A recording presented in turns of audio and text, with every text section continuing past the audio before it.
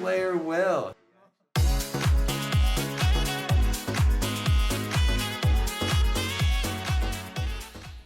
Welcome back, Visions fans. Ready Player Will here. This is the new Gilgamesh unit that I'm doing a showcase on, and I did want to wait for today. I know it's been a couple days since the last showcase, but really two reasons why. Number one, I've done a ton of showcases on the last free match map. I did want to give another map an opportunity to really do a deep dive on. Felt like the other map was getting a little bit stale. But number two, the Chariot release today, that vision card is a big bump to Gilgamesh himself, and obviously this team that I'm going to use. We'll dive into the team specifics. So this is the top tier team that you'll likely see in many levels of the game. There's a lot of great synergy here, and the new vision card is right down the middle, perfect for them, where right now, in terms of the main slot vision cards for this party, you're kind of relegated to using the Black Rose Helena vision card. That's more of a universal agility card, but this new Chariot vision card does hit all three of those units, and not only is it a stronger percentage of agility, it gives a couple extra points to Gilgamesh himself. It's the crit damage of 20, which is great for his follow-up attack. The magic of 50% is a big magic bump for him as well. It's about like 200 to 250 magic attack for him off the top of my head. The reaction block rate is amazing for Duel, which is this kind of content, is the free match version of content. And the Man-Eater of 15, obviously great for his follow-up attack too. Same can be said for the Bestowed effect, where this is a great little bit of survivability with that 10 AoE res and 10% magic as well. Huge upgrade to this team and to Gilgamesh in particular. So we're going to put this team to the test today with the new free match map, and we'll talk about the initial placements. I'm actually not terribly sure how I want to approach this, and we'll talk about the logistics and problems with what you might do to orient this team. Now, one of the things I learned on the last map, there was a very big jump of 2, kind of like right before the platform, and there was a lot of times where Glassy would either be below or above the team, and her aura does not work at height 2, so they were exposed for damage. There was times where Gilgamesh's follow-up attacks wouldn't be working because his follow-up attacks need a height of 1 or less, and so if you're on that height of 2, he will not use the follow-up attacks. And then even just general pathing, Sephiroth does have like float on technically here for the jump +1, so even then he would sometimes go off in a direction that I didn't like. And so from an initial placements perspective, I am going to look quickly at the map, and I am going to actually try to start off here on the very top left. You can kind of ignore the colors on the screen here. I really want to focus on the numbers here, which indicate the height of the tile. One of the fears I have of putting my team anywhere down here toward the bottom is simply the fact that you can quite frequently, go straight across here, which there is some games of like bait potential because both Sephiroth and Gilgamesh are range 6 units that you might engage faster than I want on this bottom half. But even more than that, there absolutely are these 2 height difference areas where I am a little bit nervous about where some of them stand and making sure that the auras and follow-up attacks properly proc. And so my goal is to start, I'm going to put them up here on the top because there is a little bit less of height flexibility here, where it is more of like a 1 square height difference. And because there is some of this untraversable area, I am hoping that you don't get as much of the bait potential where people can't path straight directly across, but B, worst case scenario, if I do have to go all the way across the map to meet someone, I still get my 2 buffs off, which I think I'm perfectly okay with.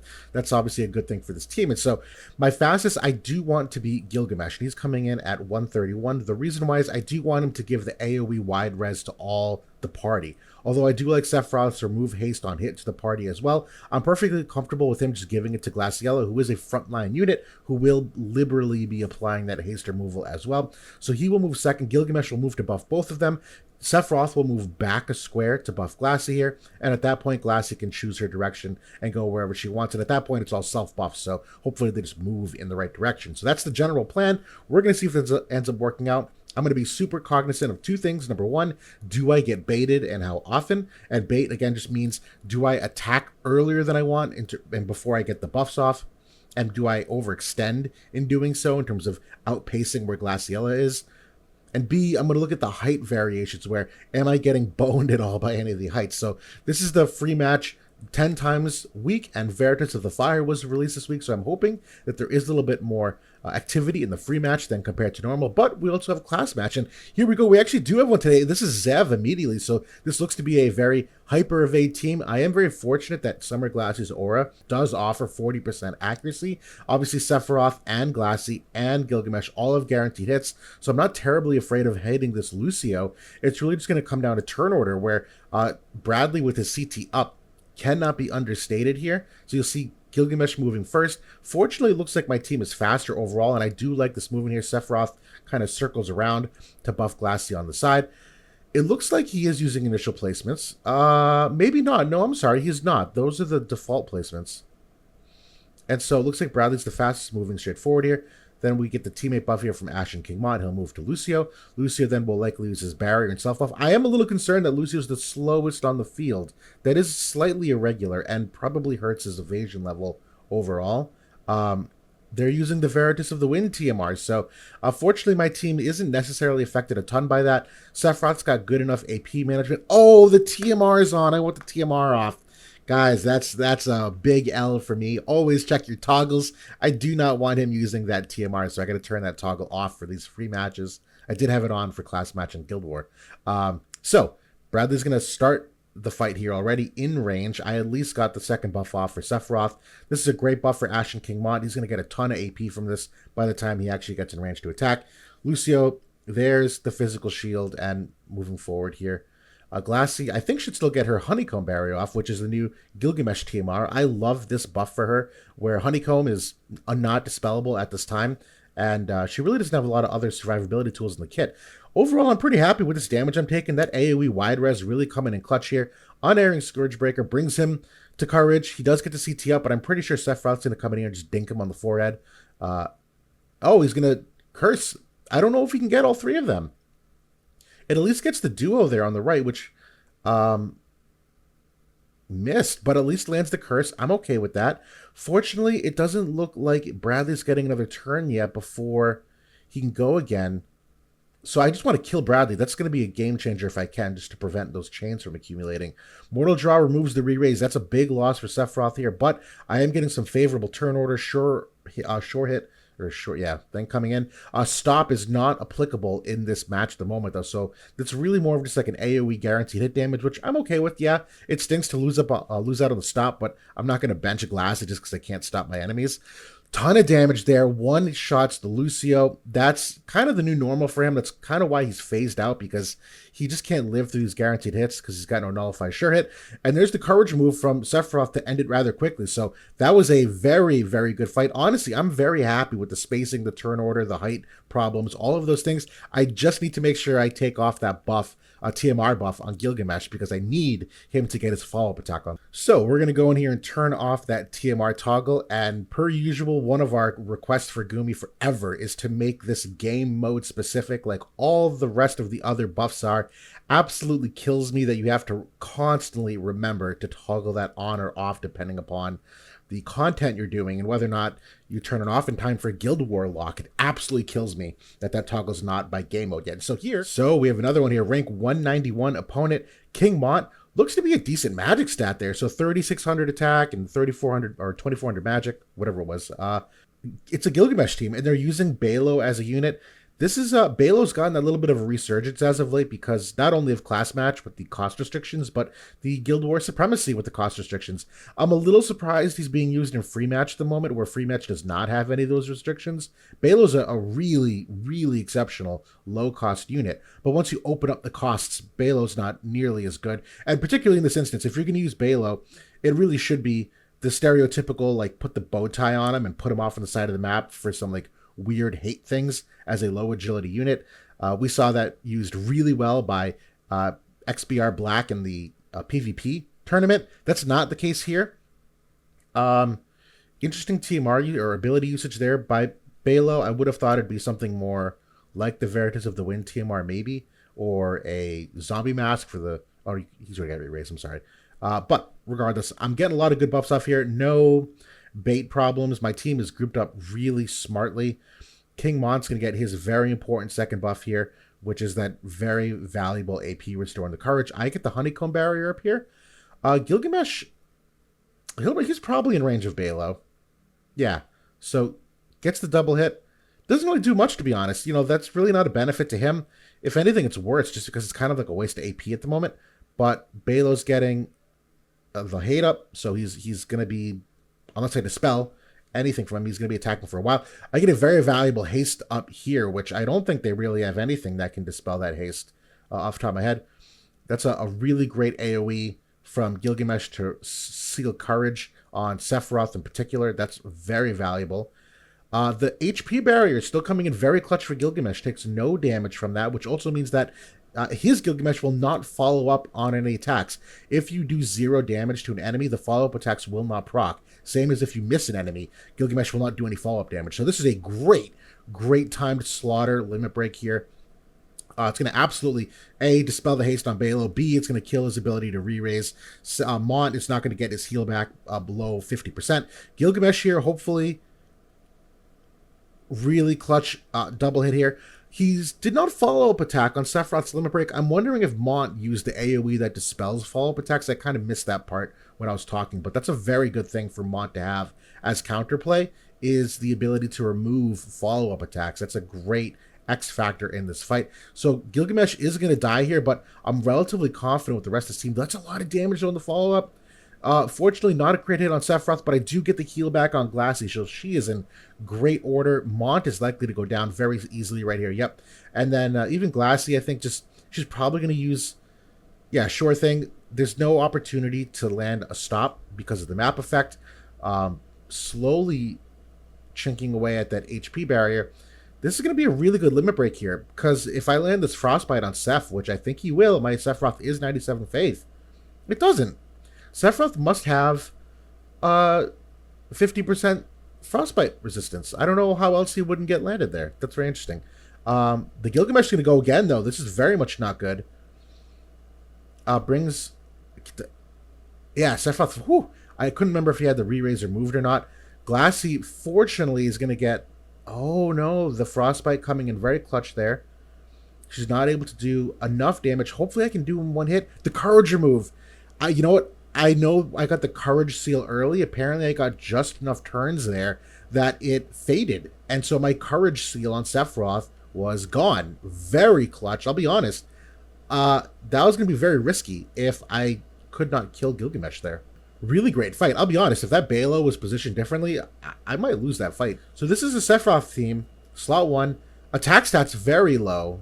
Ironically, it's a mirror team. You know what? That could just be good old-fashioned reincarnations and some vision card percents not being applied to the team to get those lower overall stats than at least what I'm used to seeing at top 5 Guild War. But I like this turn rotation so far. I like this positioning. I've not seen really any flaws so far in how my team is set up. He is not using any kind of initial placement. That being said, this isn't the worst starting spot for units where they are grouped together relatively closely. You can still get some teammate buffs off pretty reliably.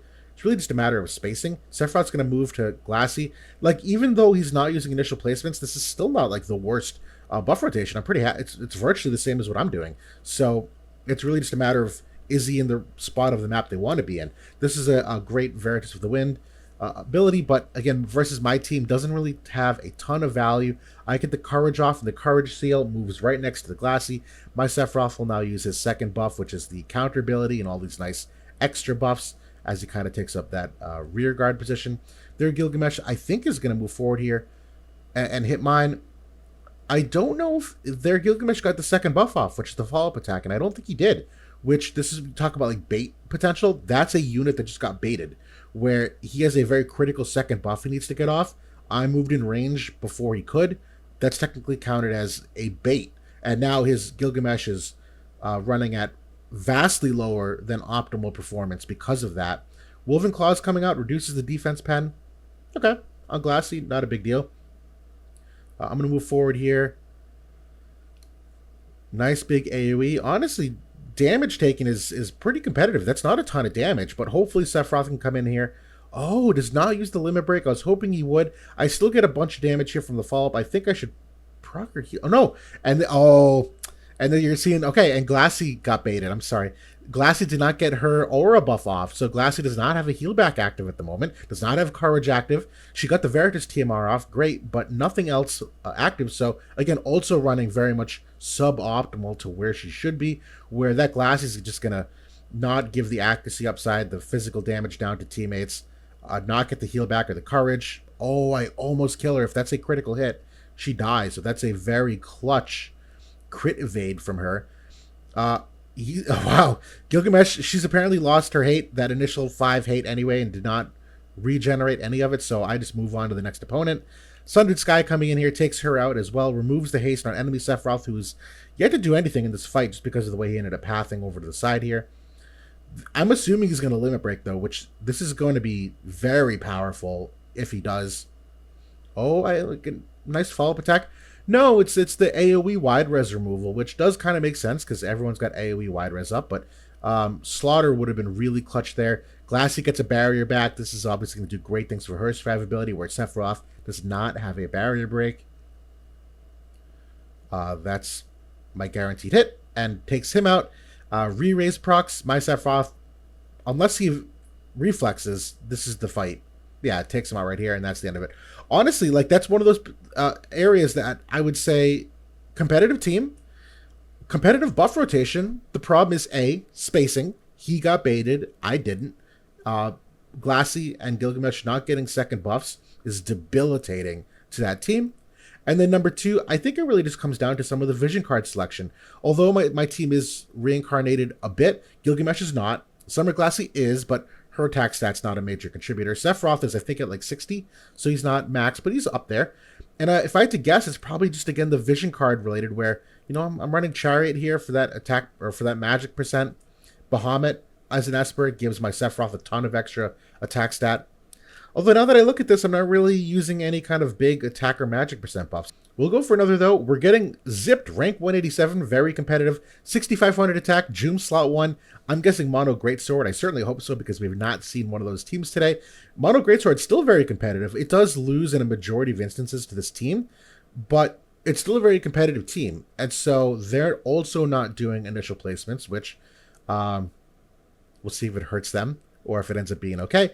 Sephiroth's going to move backward here. The fact that both of these units are faster than the Greatsword units, not terribly surprising given my unit affinity, and they're a little bit more spaced out. Cloud moving to Jeume to use this buff. If I had to guess, Jeume is likely going to buff Cloud and move straight forward, and this is very bad movement off the gun. Yeah, so she's going to move straight forward here. If I had to guess, A2 is probably moving. Oh, no. No. Not a good TMR. That could be a mistake, to be honest. Like, I encountered that first match, but A2 is not going to be able to use any buffs after that because I am going to be in range, I think. And so Cloud's going to use the magic shield, which actually does have... What is that pathing? Actually does have some value here at the moment because Gilgamesh is magic scaling damage, so that magic barrier does help versus Gilgamesh damage. Whirling Bloom coming out, removes the courage seal. Okay. Does not hit Sephiroth, though, who's really the big threat for the courage removal, so fortunate in that regard. This team is just frankly a disaster at the moment with their spacing. Getting the nice large diamond here. Shell removal. A2 is already out of the fight. The re-raise does proc, though. Sephiroth's going to move forward here next. I think he can courage remove Jeume here, to be honest. I'm a little surprised he didn't. I wonder if the follow-up attack damage in that calculation hurt me there. That is one of the known problems of follow-up attacks, is that it does not accurately predict bringing units to courage and then follow-up attacking it. It combines the damage together. You typically see that problem with people summoning Espers and using follow-up attack damage. I think that was the same problem. It's hard to describe quickly, but it makes sense. Sephiroth moving forward here. Uses haste. Yeah, this fight. This is... So, again, initial placements, guys. You want to be doing free match. You want to play competitively. You have to do your initial placements. You have to put a modicum of thought into it. Otherwise, you're basically just teeing up yourself for a lot of easy losses, particularly at this rank of my account level. just because of the nature, there's a lot of veterans here in free match. And so Cloud's using the limit break. This is a single target attack. Does a ton of damage. Very impressive. Just a little too late. Not going to actually matter here for anything. Follow-up attack procs, 3,500. Critical damage. I'm going to bring him to Courage here next, and then Glassy should finish things off. Boom. There we go. So, again, an instance of a meta team, I'm assuming built properly, but spacing, initial placements and toggles, not there. And that's literally the difference. It's one of the reasons why people will frequently ask me, hey, Will, what's the best units? What's the best teams? Who do I put together? Oh, wotv Stats says these 3 units together are the best. And my answer is like, kind of, but that's not going to win you fights. There's so many more important things to team building that will win you fights than just the units themselves. It's literally the backbone of why I run this channel, is to try to teach and educate to prevent that exact thing from happening. Because I can only imagine that probably feels like crap to have 3 meta units in a very competitive team, and you're itching to dive into free match. And you're like, yeah, I'm going to get fire, Veritas of the Fire, and I'm going to have some fun with this, and I get free match medal bonuses. And then just to go in and just have your team move like that, act like that, die like that, I can only imagine is a very unsatisfying feeling, and I don't want people to feel that way. So we got another instant queue here, and this is an A2 team, rank 165, so a little bit lower of a veteran account. The attack stat's a smidge lower too. If I'm guessing, this could be a mono ice team, which there are iterations of this that are very competitive. It's close. It's an ice water. This was the meta when Jeume was first released. This is still a quality team. Overall, I do think it's got some decent upside versus this team, where I don't really have any prevalent barrier break for the physical barriers here, although Jeume's general barrier can be broken by Gilgamesh. It does not look like they did the initial placements, though, so we'll see if this comes back to hurt them again. To be fair, I think this is going to be okay because this is a good Jeume turn 1 buff, A2 moving to Oldoa. This is still relatively okay from like a buff order perspective. I'm more just concerned the fact that they're in the middle of the map and they're likely not to get that second buff off for Jeume at least, but she is faster than my Glaciella, so she might. There's the Veritas of the Wind TMR coming out. Not a bad TMR for Oldoa, but again, you're running into that problem. Will Oldoa get her aura buff off? And if she does not, that is not a good TMR use. You absolutely need to get your aura buff off. So Jeume does get her second buff off, moves in a very odd direction once again. I don't know what's happening with the AI, but more evidence why oh my God, more evidence why different initial placements would probably help this team, because that's 2 in a row that the default positions have boned this team in terms of movement. I literally inexplicably have no idea why Jeume would go horizontal that way and A2 would go horizontal this way. Obviously, it's got to do with the fact that there's like a lot of jump 2 and there's a lot of pillars in the way that you can't get through. This was a problem with this map back in the day, so it's not like a new problem all of a sudden. But, and this second buff, fine. I'm okay with this. It's not my favorite. Not awful. The limit break coming out here. It's going to do a ton of damage. Obviously, fire versus ice. But, I almost get her. The damage cap wasn't there, but Gilgamesh gives me a little moral support. Caps her off there. Has to use the TMR. I think that's her own TMR. I think it's her own TMR, which doesn't really help her a ton here. Gilgamesh coming out. A lot of damage. Crit hit on the A2. Doesn't finish her off, though, which is good for A2. Honestly, decent amount of damage, considering that was non-crit hit here. Sephiroth's going to take her out. She is going to re-raise, though. Him not using the curse limit break on her, he already had.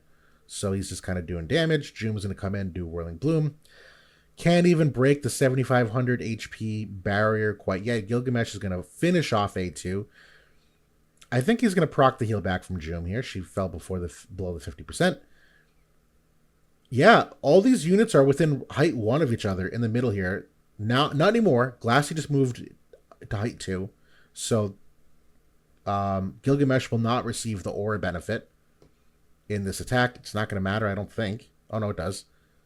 It's okay. She still can't break that barrier. That's incredible. And so Gilgamesh is going to attack next. I think this is the 120 ability. Gives him the Spirit Pen up. Sundered Sky for the coverage remove, and that's it. Again, a very competitive team. That's a good team, albeit a ice water team. Those are high quality units. The initial placements, guys. Please, if you're watching these videos, do your initial placements. It literally kills you and screws you if you do not. Regardless, this is still a great teaching video of like what not to do, and it's not a bash on these players. It's very easy just to go in a free match, particularly right now. If your intent is just to farm a couple medals and to get the Veritas medals, and you're like, I don't really care, that's it. Honestly, totally fine. But if you're playing to win, these are the bare minimums you have to do here. I know my team is good. This team's not unbeatable though. All right, guys. Well, I got a string of, we'll just say, not very competitive free matches that I think would make for a good showcase, because I don't think there's really any good conclusions there to draw from those kinds of matches. So I'm going to end on an arena match, and this is my arena team for the week, which the Chariot Vision card also slots nicely into. I'm using the Shinryu as the main slot here, so I'm not stacking any unit res in this team whatsoever, which, that's okay. The current units in arena aren't very unit attack oriented, so although it's a risk, it's not their strongest attacks, so I'm okay dropping it. And I'm using the Kadaj Subvision card here for the other bonus percent. And so this is a map, totally different map, number one. But the long and short of what you need to know is that this is another map where you can get baited very easily. The slot 1 unit is on a height of 2, so unless you have a unit with a jump 2 there, they're going to be completely cut off from the team. And so that's why I have Sephiroth here in slot 1, so you should move directly to Gilgamesh to buff. I actually have the Squall TMR here, which you'll see in action in just a couple minutes to make sense as to why. I am going to hit Shogun RC here, who I have spent a lot of time talking to in the main core Discord here. Very intrigued to see the hit rates here on the Ketone. Obviously rank 97, so this team seems to be doing relatively well. This actually should be a fun showcase. This is an unconventional unit. I'm curious to see. I'm not doing any tweaks whatsoever to my team. We'll see if the accuracy is enough to hit her. She's a very mobile unit too, so in terms of like that bait conversation, absolutely in play as well.